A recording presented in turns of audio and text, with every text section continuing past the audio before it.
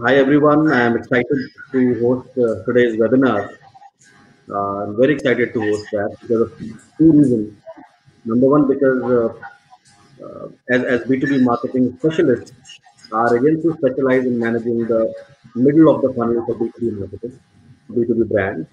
But we have always felt that the bottom of the funnel has always been neglected. And bottom of the funnel is where the actual buy and sell happens. And I think there is a lot of scope with e-commerce to leverage the potential here for B2B marketing. And this topic today makes a lot of sense. Secondly, I am indeed honored to have Rahul Sethi, one of the foremost experts in e-commerce in India, to join us today. Rahul is the Chief Marketing Officer in a global payments company in Genico, and in his earlier avatar has been a co-founder of India's leading fashion e-commerce company called Lady Blush. Rahul was also at the helm of the affairs in e-commerce in various multinational global and Indian companies in India, including IBGO, where he was the president of e-commerce. And I had the privilege of working in his team. I was reporting to him. And Rahul has been a kind mentor to me always. I've learned a lot in the field of e-commerce from him. So welcome everyone. Welcome Rahul, and hoping to have an interesting discussion today. Yeah, thanks, Saurabh. In fact, thanks for reaching out for this webinar. I'm excited as well. I think we're sharing, a common dais or sitting in a panel after 10 years, right? We used to have these discussions going back 2010 when we were working on some classified and e-commerce models. So it's after 10 years we're sitting together, and discussing. Earlier it used to be our teams, and this is more like an extended team. So I'm very excited and look forward to this discussion with you, Saurabh. Awesome. So let me set the stage before we start our Q&As and discussion in terms of the key trends that we witness today in the world of B2B e-commerce. Yeah. So straight to the B2B e-commerce side. So this is the global data that you see on the screen. And the total data as per Frost & Sullivan 2020 projection is that the B2B market size, the e-commerce market size, is projected about 9.8 trillion. This is B2B and B2C both together, but out of which almost 57% is B2B. So you can see that B2B e-commerce is larger in size as compared to B2C across the world. 13% of all B2B sales in USA also happens online. So that's the potential of B2B. We also see that its growth has been very, very consistent and very promising. There is a 13% almost CAGR that we see over the last 7 years or 6 years consistently. And in terms of the absolute growth, it is about more than doubled in the last 6 years. A lot of promise here, a lot of volume here, and we also see that there was a survey conducted, by B2B EC News, which in the survey found that almost half of the surveyed companies conduct 50 to 70% of all their corporate purchases online. So that's a huge shift that we are looking at in terms of B2B e-commerce and the affinity that people have towards buying for B2B e-commerce. Right? So let me go straight to the point from here, and perhaps start our discussion, Rahul. So we see that the B2B e-commerce is flourishing globally, mostly of course in US and China. Why should B2B companies invest in e-commerce? We see a growth, but is it relevant for B2B companies? They already have successful business. They know their customers. They have the set success stories already. So why now to Yes. I think no appropriate time, no at time than today's time to discuss this question, right? When we are passing through a COVID phase, where things are anyways going virtual, right? And if you see the pie which you just showed about the world, in terms of distribution on B2C and B2B, clearly the pie in India is going to be very different. It would be in favor of B2C, and we don't see significant B2B initiatives here, and there could be multiple reasons to that, right? So am I audible? Am I clear? Yes, Okay. yes. Completely. Yeah, Please sure. go. So if you look at B2B, there could be multiple reasons. So I would say as you pointed out in your charts as well, B2B as an opportunity in India is still in the infancy, right? B2B versus B2C probably would be 5, 6, maybe 10 years away from the evolution stage. So B2C today is very highly evolved. Today people are today in fact looking at the scenario, I buy everything online, right? So my entire purchase, whether it is groceries, whether it is bread, whether it is regular electronics, fashion, all those things are only online because we've been locked in our homes for the last 3 months. So B2C is moved online, right? B2B has been slow to take off. And some of the top of mind reasons that could come to my mind is one, as you pointed out, that B2B works one on relationship. B2B are very traditional setups. So some of it could be my perception as well, right? But I'm just talking what I have in top of my head, right? So they're very traditional setups. They work with relationships. These are these are like subscribers in the current e-commerce parlance, where you have your suppliers and you are giving them supply every month or every 15 days, and you make what you are able to sell, right? So you restrict your manufacturing capability to whatever you are able to supply.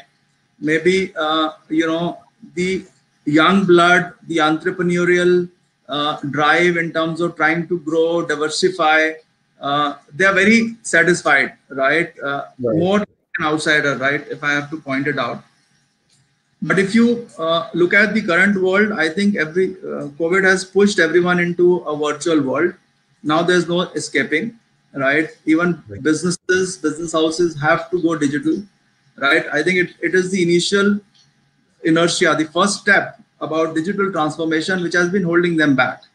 And but there is no escaping now. And believe me, digital transformation, moving online, having a web presence, and maybe sustaining with an omni-channel approach to start with, and then trying to see which channel takes off, is a good approach for most of these companies. And this is the most apt time. Digital transformation, the word sounds very complicated, is not difficult at all. It's the need of the hour. Today, your customers are online. They're looking for convenience. They're looking for, your catalog, your product offerings online. It gives you reach. It gives you efficiency. It helps you connect with your consumers in a better fashion. It gives you a lot of data to keep optimizing your offerings, understand what is working, what is not working. So clearly, I think this is the need of the hour. If the companies delay any longer, they would be left far behind in the race. And I'm assuming that most of the audience in this webinar would be either principals who manufacture their own stuff, or could be young entrepreneurs looking for opportunities in the B2B space and trying to see what gather some knowledge around B2B e-commerce, or could even be suppliers, part of the B2B ecosystem. For all of them, I think is very relevant. It will help them get their work organized more, scalability, all those attributes will come in place. So I think Absolutely. Right, staying relevant is very critical, right? And I'm sure you would not deny that. Yes. I just wanted to add to that point that two other things that have come out of the research is, number one, that the millennials are occupying the decision-making space now within B2B. So the large B2B players, or even the medium or small ones, are now handled by the younger generation, which is more online savvy and who would want to transact online. That is one. And the second survey research results that we have in front of us is that a lot of buyers do not talk to the sellers almost till the 60% of the phase is over. Buying decision cycle is over. And they would want to, at an evaluation phase or comparison phase, would want to go to an e-commerce platform or at least look at the capability of the seller to sell them online. That capability of selling online is also an instrumental factor in decision making of a buyer. Yeah. Right. Yeah. So these are more things which are also kind of pushing this. Yes. Uh, It's very relevant, and the more I look at the initiative by the government of India as well on vocal for local and Atmanirbhar, um, I think the manufacturing facilities will get created. I'm sure a lot of SMEs will start manufacturing, from India, and it makes more sense to create global brands rather than trying, because manufacturing capability, yeah, gives you a lot of efficiency if you are able to improve your reach and increase your volumes, right, and become competitive. Going digital is one sure short way for doing that. correct. Yeah. Absolutely. And what could be holding back, a lot of B2B companies to go online is price discovery, right? As you go Mm. online, your prices, you have to be transparent, right? You have to be transparent. If you're keeping multiple prices for multiple partners, depending on, your relationships or whatnot, it is difficult, right? So but we have to move out from that era. As you mentioned, the millennials are getting hooked. The new, first gen entrepreneurs who are taking controls of the businesses today, Yeah, um, on the supply side or on the manufacturing side, they are very, they want to be very transparent, correct. and in the longer run it works. So I think, having a very transparent pricing policy which is dictated by the volumes and keep it fair, it works, because Okay. ultimately you have to go online. You have to go online. You have to, get your catalog online with pricing, with customer success stories and all. Great. So that essentially brings us to the next question as to how should e-commerce, or let's say how to B2B companies start thinking about e-commerce? What should be the strategy foundation for them? What should be their thought Yeah. process? Yeah. So I think it's an interesting question. And, if you dissect most of the businesses, you look at most of the businesses, including B2B e-commerce, Hmm. right? These would be the building blocks. And I would say even for B2C e-commerce. So I'm, translating these from B2C e-commerce into B2B, and it is relevant in B2B as well. So there are broadly four pillars, right, on which you have to build your B2B e-commerce strategy, right? The number one pillar is your supply strategy, right? What is your supply strategy? Correct. If manufacturer, what are the product lines you want to manufacture, right? How do you differentiate versus the competition? What is your USP? What is your proposition? So you have to be clear, on that. And again, there are various supply models, right? Various supply models. So one is where you manufacture and sell, where you are the principal and you only sell your own brand and your own supply on your B2B platform. Second model is a marketplace as well, right? So B2Bs also have marketplaces. So one of the most successful B2B model in the world is actually Alibaba, right? So Alibaba is a B2B play, and their success has been on supply, right? So they were at the right time at the right place. China is the manufacturing hub of the world. They could digitize the manufacturing catalog, right, of China from across the provinces. They created a marketplace. They have millions of sellers, who are selling. So we'll come to that, in details as we talk about various features. So coming back to the pillars, so I think supply is your starting point. You have to be clear in terms of what is your supply strategy, right? And whatever you want to get in terms of your catalog, you have to be clear that you are able to differentiate and add value or understand the customer needs before having your supply strategy in place. So that is your starting point. That is your pillar number one. Okay. Uh, Pillar number two is, so once you have your supply in place, I would say technology is an important bit, right? And I think technology today is not as difficult probably as sort of it used to be in our era, Correct. right? Say in e-commerce 2.0, 10 years back, Right. technology was a very I would say it was a difficult piece. Today there are a lot of cloud platforms available with a lot of rich features which work for both B2B, B2C. They're very customizable. They have off-the-shelf products also available. There are a lot of plug-and-play options available. Right. So technology is important because you have to be sure your technology has to complement your product catalog, right? Does your Mhm. product catalog require some kind of 3D animation or maybe live streaming of your catalog for people to understand what you have to offer? Or for that matter, I would say a chat facility where they can clear their doubts. So you have to make those provisions. So I think technology is the second most important peg, where you have to be clear in terms of what you want your technology to do. Third important piece in the overall peg would be your demand strategy, right? How do you plan to aggregate a demand? So if you again look at Alibaba as an example, right? For technology and demand both. So technology, I think they were among the first ones in the Mhm. world to offer chat, right, to their vendors. And I Totally remember get that. Yeah. talking about early 2000 days, right, when the other Mhm. marketplace which was prevalent was eBay, and eBay was right at the top. Alibaba was, maybe 1/5, 5%, 1/20th the size of eBay. I'm talking about 2002, 2003.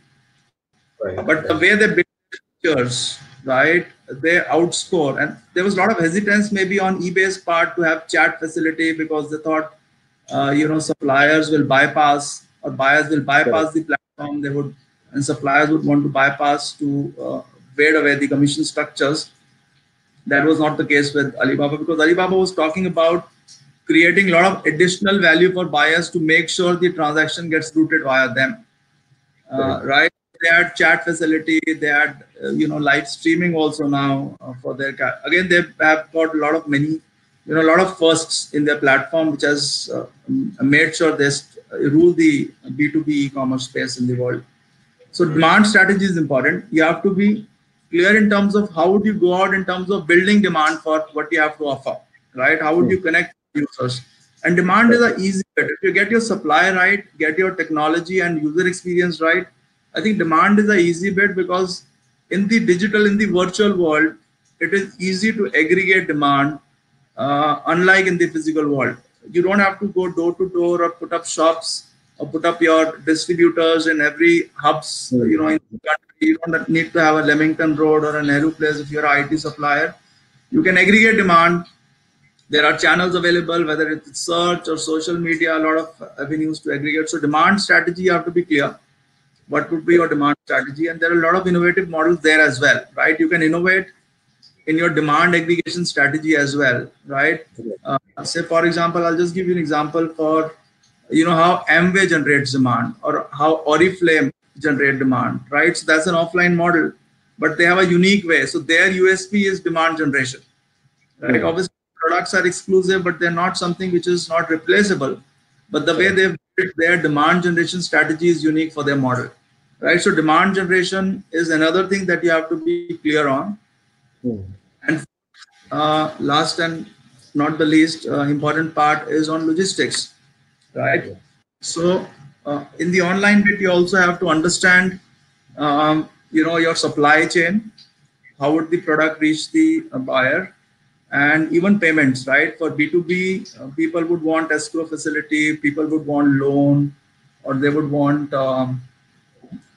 partial payments, EMIs, all those things, credit extensions. So you have to have that mechanism also in place, right? The Mhm. credit, there are a lot of payment aggregators which are available, a lot of banks which are able, wanting to extend working capital loans. So you can actually tie all that together, right? Even working capital loan extension today, there are so many lending startups. You can tie up with them, or, have this as an additional revenue stream also for yourself, right? So those are Mhm. four pegs. that you have to be clear on. And clearly, you can't differentiate on all four. You have to figure out one. I would say if you can create one, out of these four as your, USP, Hmm. as your differentiator in the market, whether it is the way you go out and aggregate demand, Correct. is the way you are able to create a supply which is unique, which is uncomparable, or a competition can't match up, whether it is on price or variety or range or uniqueness in your product offering. Or third, I would say logistics. So Amazon has differentiated in logistics, for that matter. So Amazon Hmm. today, or I would say Flipkart today is, their differentiation is logistics. So you order now and you get it in the evening, or you order now, you get it tomorrow, right? So that gives the wow factor that has got people to move away from physical retail seamlessly Hmm. to online retail, right? Unlike, I would say, a 1.0 or a 2.0 e-commerce companies where it used to be 7 days, 10 days. So the entire joy of buying goes, you rob users and they have to pre-plan all those things, the impulse factor. So logistics is another and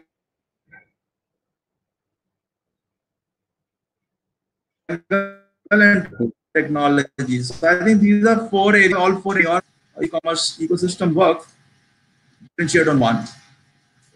Got it. Got it. And I think, Rahul, another point that needs attention is understanding the key pain points or the gaps in the market. For instance, we have one of our global clients for whom we are implementing an B2B e-commerce strategy and a complete ecosystem for them.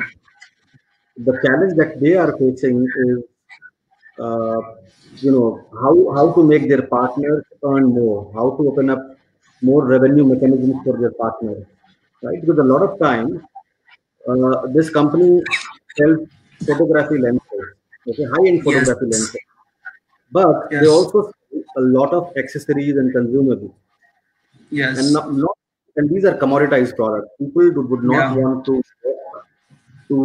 Yeah. a reseller or a distributor to buy these. These can easily be Yeah. bought online, right? So Yeah. I think, Yeah. and the pain point could be anything. The pain point could be that, okay, I want to eradicate the gap in the Yes. market in terms of inconsistency of pricing. Like we have Ajay Anand here who is asking a question about uh, how can a traditional B2B company working via distributors uh, manage it when moving online or e-commerce, because the distributors will not be happy with this move. How can we make a part of this Yeah. process equal? Yeah. That's Yeah. a Yeah. typical challenge. Yeah. No, I think that's a very relevant question. So we'll come to that first. I'll want to touch on that lens company that you were talking about. Maybe part of the answer to his question will come in from there. Right. So I touched on the very relevant point. You have to understand what is the need in the market, right? You can sit and devise your supply strategy or your demand strategy and work hard in terms of building a differentiation. But if there's no demand, right, there's no pain point for what you're trying to create, Yeah. not sell, right? It will Correct. just sell. So you have to be clear.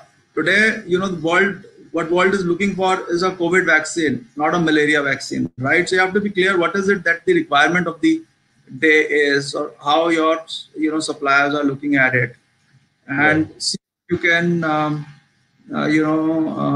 help them with technology, right? So B2B e-commerce. Now coming to your second question and talking about this example you took on the accessories and Mhm. channel. So channel conflict is not new, right? So channels have to evolve, and channel conflict has been a big roadblock for even brands in B2C e-commerce, right? So if I'm a Puma or a Reebok or a Nike, they were very Right. hesitant. The phase one of e-commerce, right? Early 2000 e-commerce, they were very hesitant to go online because they were not, they were afraid of annoying their channel, and that was the bread and butter, right? So they knew that e-commerce would be like 1%, 2% of their overall turnover. 99% is going to come from traditional channels, but at some point of time they had to give way, right? So initially, and again, I'm just trying to give some Mhm. anecdotes and some history so that a lot of people have to pick cues and see how they would adapt it to their medium, right? So initially what these companies did, and we initiated some of these in our earlier when we were working on this e-commerce thing 10 years back. So Reebok created a separate range for that matter for e-commerce. So there was no channel conflict. LG air conditioners created a separate range, right? So it was branded separately. So if LG has a model, let's say LG AW1523, right? AW is window AC 1.5 tons for their channel, which is sold through Vijay Sales or Chroma and whatnot. They had LG BW, right, for online, which the brand name was different. Maybe the overall front faceplate was different, just to give it a different feel, but everything else was same. So that there was no channel conflict, and they were able to test both the channels. And online also, give a lot of these brands visibility and marketing, right? So they are visible in the market with their target audience. Even if people don't buy it, they can see the brand is getting built, right? Every time somebody will see your product, see your brand, it is getting created, right? So that was one way channel conflict was avoided. So Anand can look at how he wants to, and I'll come to specific questions in terms of what he had also.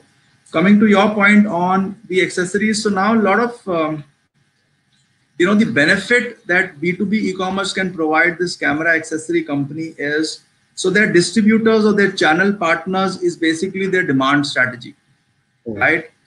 So that is part of their demand tech. That is giving them the outreach in the market, right?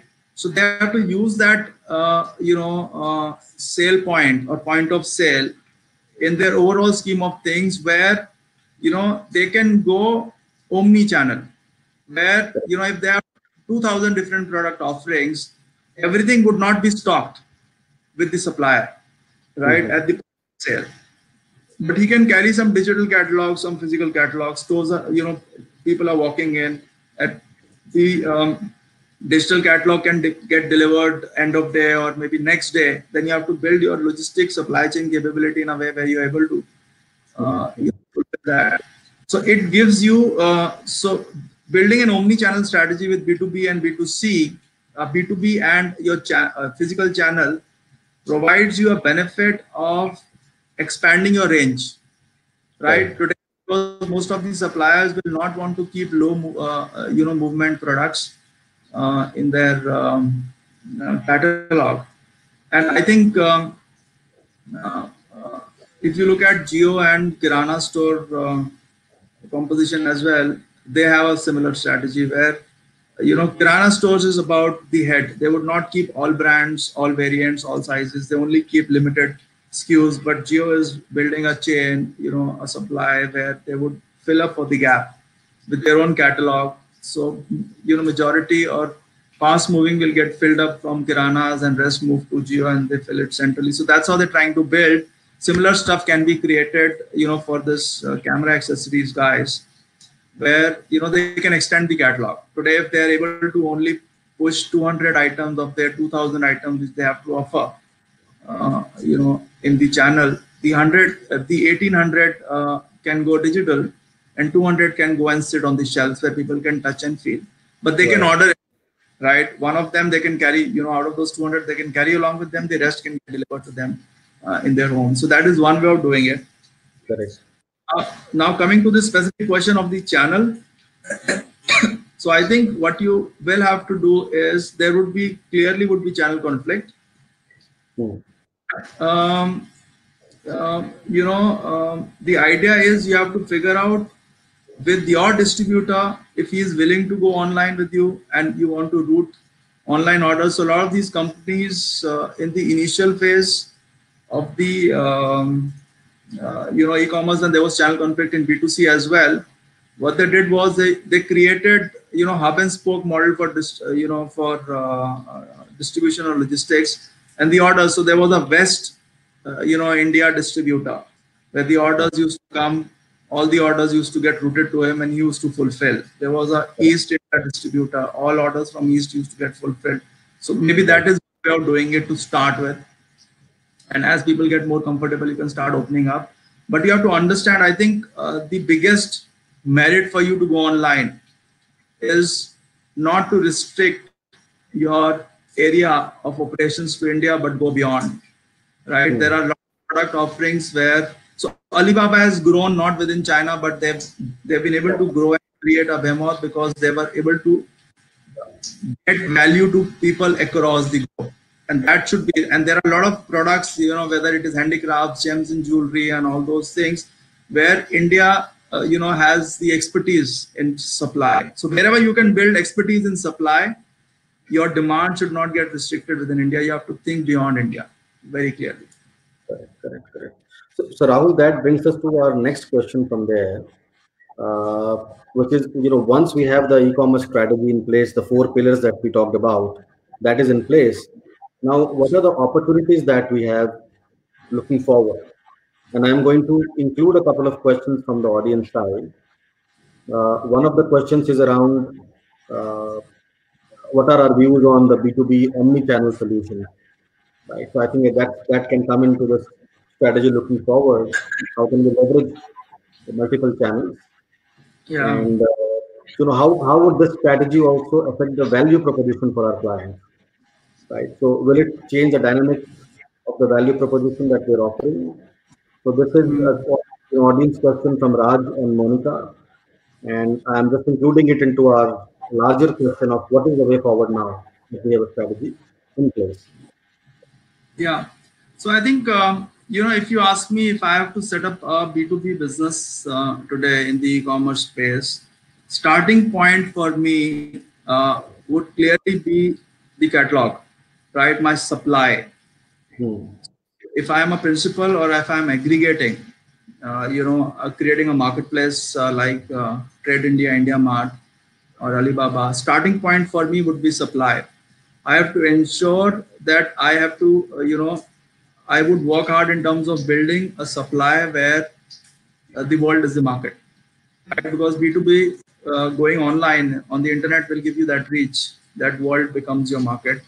So I would work, very hard in terms of building supply differentiation, right? Understanding the needs very clearly and creating offerings which will match the requirements in the market, creating innovations around supply with building maybe a catalog streaming, live catalogs, a video kind of a model where, product demonstrations, all those things. So I would clearly work, my way in terms of building a very strong supply or a catalog with a very scalable and robust technology. So if you have these things under control, demand is a fallout, right? And if we, you remember that classified model that you were building in 2010, I think our starting point was supply. And even in e-commerce everywhere, that is how it starts. And if you look at Alibaba as well, if I again go back to my favorite example,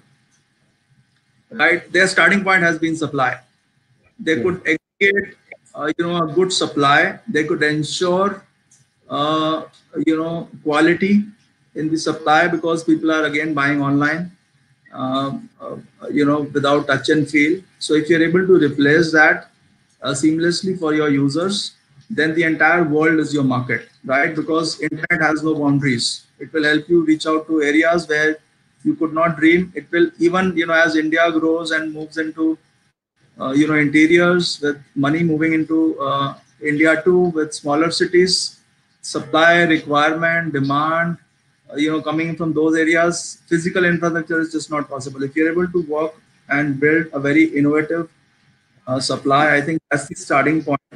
And other thing that you have to understand, I covered in my initial part as well, is that I think customer experience is very important, right? When you're building your interface, building your technology, and when you're building this B2B e-commerce, it becomes a self-service model, right? So you have to be clear that users will have to find what they're looking for on their own. There is no support, there's no help, right? Other thing which has to be, again, some points I'm just mentioning so that, it's there in the mind of the users when they're chalking out their strategy for B2B e-commerce. So B2B is, a subscription-based model, right? So once you acquire a customer, he is your customer for life, right? Because he would keep ordering for that stuff. It's not a B2C, it's a B2B, right? So Correct. how do you make those processes easy? One click reorder, right? Or a subscription model, auto renewal. He can just place his order saying, okay, every month, 15th of every month, I want this, available to me. How do you educate users about your products, which we talked about in terms of catalog, live streaming, or three-dimensional stuff? Client success stories is very important, right? In the digital world, you can actually leverage that. In physical, it's very difficult, but in digital, and as online gets you potential to reach out to cities and areas where you are not present, and people can just order from anywhere in the country or anywhere in the world. You have to ensure that you're able to build good testimonials, right? People talking good about your product. So that's the initial hiccup, right? A first time order or a client acquisition becomes easier for you. So client success stories is more critical in B2B than B2C, right? We see a lot of these reviews and ratings, which Correct. normally, you don't bother if you're buying a impulse purchase on Amazon, but if you're buying a laptop or buying a washing machine or a refrigerator or a big ticket item, you want to see what people have to say about the product. So here Mhm. also, average transaction volume is high, right? Unlike e-commerce. So client success stories, very critical. Pricing page, right? How your pricing works. Be as transparent as possible. Do not try and have differential pricing. Be transparent. More you buy, better offers do you get. All those things. If you are able to take care of these things, I think it's a good starting point for you. In terms of getting your e-commerce store out. Right, right, right, right, right. I also wanted to point out another, uh, important part in this entire game is that our target audience, if we are a B2B manufacturer or a B2B brand, then we are not just selling to one type of buyer. Our buyer can be employees, our own employees, or the buyer's employees.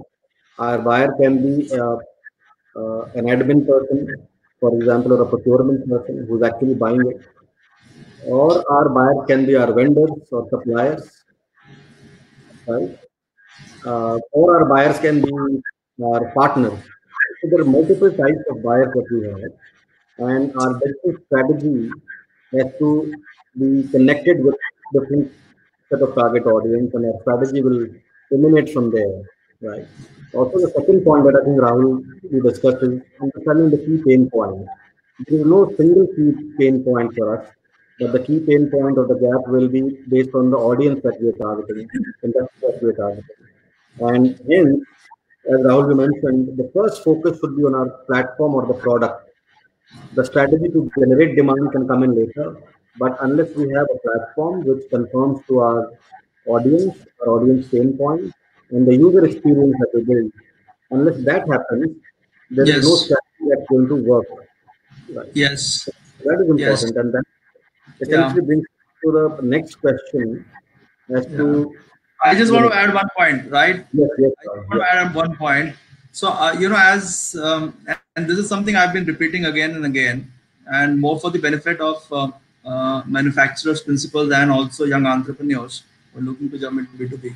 So, when we talk about internet, demand is never a problem. Demand would never be a problem if you can get your supply right. right, Because move on to internet, you are actually creating a window for the world, so you're not restricted to India. And I think that is what the philosophy was for Alibaba as well in the initial days.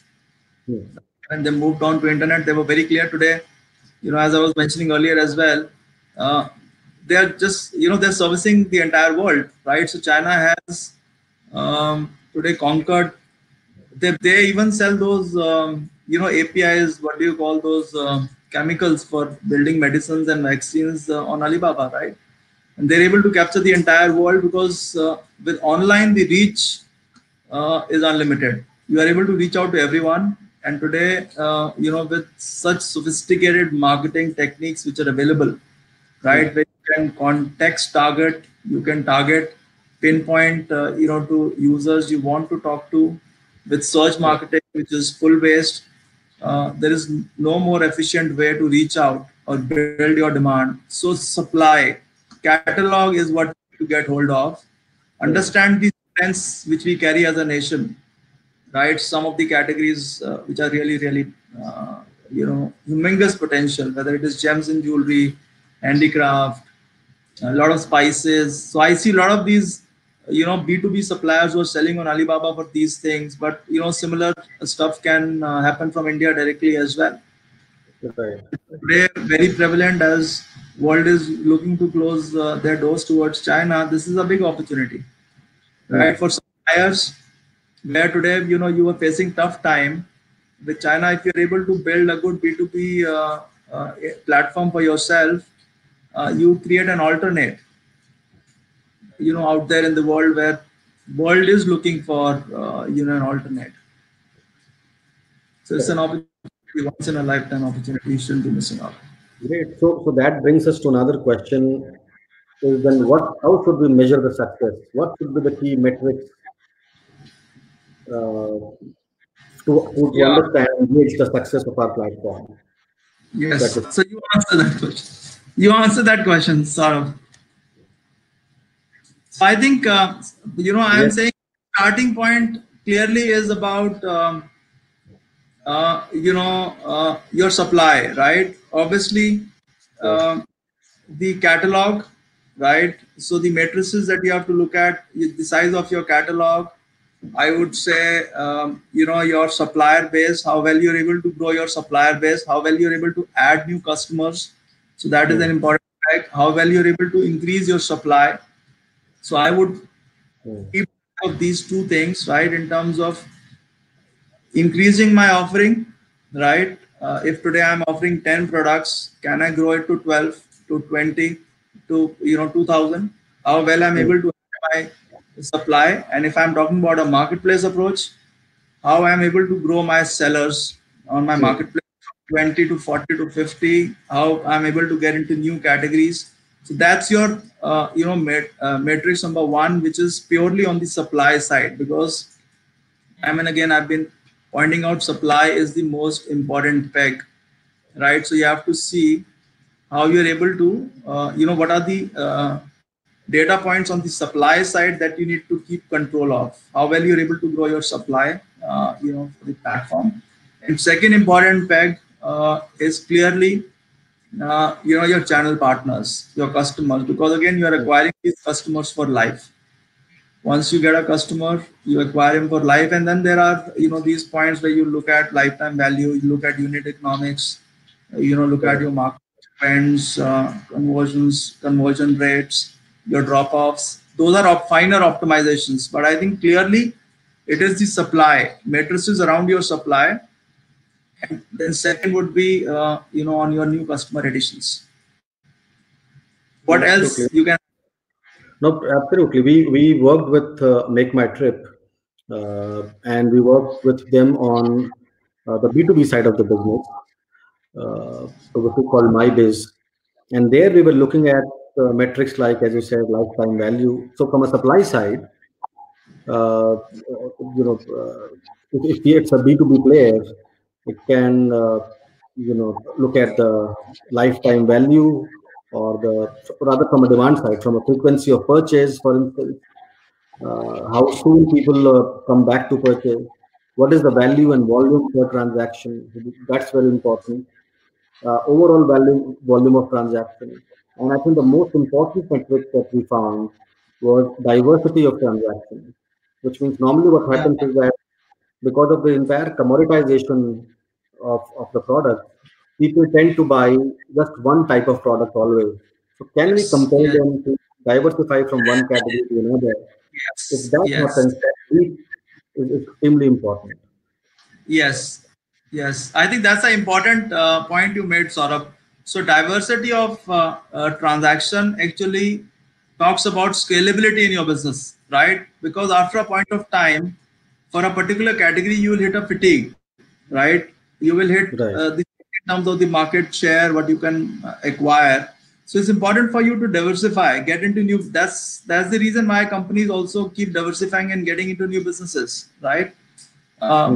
Take an example of Jio, right? So they started with mobile telephony. Now they want to get into newer adjacent businesses which complement or at least have one element which can be extended forward. So they acquired so many customers. Now they're wanting to see how they can diversify and use the customer base to the best possible extent. So same is the case here. Diversification is very important matrix that you have to see, that you are able to sell different kind of products. You are able to get into newer categories for you. It will maybe adjacent categories which resonate with your existing customers. So you can build adjacencies in your category, in your supply. You can also create adjacencies in your customers, right? That will give you an avenue to extend your catalog and also extend your market, right? So I think those are some points, which you look at and clearly pointed out by you. I think the other thing, just wanted to make a point, when you're trying to look at B2B versus B2C, e-commerce, few things you have to keep in mind. Again, these are important cues I'm sharing with the customer, and most of the people would be aware, the manufacturers. So B2C today, maximum B2C is happening on impulse. B2B is a very planned purchase, right? So you have to keep that in mind when you're designing your overall strategy for B2B, right? B2C will happen where payment is in advance. For a B2B, the payment would always be on credit. So you have to have your payment strategy right, have your right tie-ups in place, whether it is with a bank who's extending working capital loan on the fly. And it is today possible digitally, right? And that also becomes, that's an adjacent market you want to address. If you get into working capital loan with your suppliers tying up with a bank, that's an additional business avenue you're opening for yourself. As I talked about adjacent market, right? It's an adjacent market. You're fulfilling an adjacent need of the same customer, right? Right. That's other thing you have to keep in mind. Average transaction value is going to be very different in a B2C versus B2B, right? For a B2B is going to be clearly very high. And the formats that can work, maybe an auction is a good format for B2B. A lot of you mentioned about admin offices. I'm assuming government offices and public sectors, if those are your clients, they have tender process, they want to have auctions. So those are new formats you can experiment with, right? With dynamic pricing, with a reverse auction strategy, right? So you start with a price at your base minimum, or whatever. You can innovate in your pricing strategy as well, which is something which is not needed for a B2C, right? Because B2C people want immediate, instant gratification. So those are certain things you can keep in mind when you are looking at building your overall B2B strategy. Perfect. So I'll take the audience question now, as we are now towards the conclusion of the webinar. And there is a question about, we talked about B2B players focusing on omni-channel solutions, which we've already talked about. And, there is another question about if I'm manufacturing customized products, these are not standardized products, these are customized. What would be a strategy for us to go forward? Yes. Yeah. So I think if today you are into manufacturing of customized product, you are doing a disservice to your business by not being online, right? The best way to manage customized offering is via online. Online gives you that flexibility, right? And some of the companies actually experienced this 20 years back, right? You are 20 years late, right? Look at Dell. Dell created an excellent model on a non-standard customizable product offering where you can configure your laptop, and you want a 4 GB or a 8 GB with a 15 screen, whatnot processors. They pioneered that model, and there were some companies in India. There was buildyourpc.com by Samsung, which they launched. Again, these are 10-15 years old stories I'm talking about. So for a customizable manufacturing, you have to be online, because online gives you a direct connect with all your channel partners. They can just feed in their demands. It's easy to aggregate demand in terms of who's looking for what. You can build some interesting gamifications in the models where, as the supply of a particular or a demand of a particular variant keep going up, the price will keep falling, right? It will also help you some kind of a demand aggregation where suppliers can add more items or get their peer circles to order for a particular variant. You can build those gamifications. But clearly, if you are into a non-standard product, you have to just move online. Have a technology solution which is able to support your offering. And once you move online, you will see that your operations get more seamless, your inventory turnovers are faster, and you're able to service the need of the market in a more efficient fashion. Absolutely, absolutely, Rahul. As you said, technology can be used here for to offer configuration opportunities, to create simulation opportunities, to create ROI calculators. Right, a lot of these technologies are still possible, and people are using it. There is another question around how to take care of the feel of the product or the demo. I think the same answer goes for that as Yeah. well. The whole I think for gamification the feel, configuration I would say, part. for the touch and feel, I would say again, two, three things which we spoke about, during the webinar. So you can have live video streaming of your product if it requires. There are uh, today you'll be surprised. There are suppliers based out of Surat who manufacture these Mhm. high-end lehengas and supply to the world. They have Bollywood stars. They have private charter jets to fetch Bollywood stars Right. from Bombay, to their manufacturing facility and have them ramp walk for their designer lehengas and saris, and they stream it live, Absolutely. video record it, and do a live demonstration of the product. So that is, those are innovations you can do around using technology to circumvent the touch and feel. So, the demonstration of the product, you can do it in a 3D animation. You can do a video of your product explaining the features, plus couple it up with customer success stories. Somebody who's used your product, who's your supplier, who's willing to come on, or maybe a buyer who's consumer to your product, willing to come on, record a 30-second video. So these will help you circumvent or tide over these touch and feel issues, right? And touch and feel is nothing overrated. Today, if you buy, uh, for that matter, you buy a car, right? You can drive it yourself, but you would not be able to make, feel a difference when you're driving 2 or 4 or 5 different cars when you're trying to shortlist a car for yourself, uh, versus, auto experts who are driving it and giving ratings. So you actually go with ratings from them, and the car that you drive is not the car that gets delivered to you, right? A brand new car from the manufacturing facility gets delivered to you, and Correct.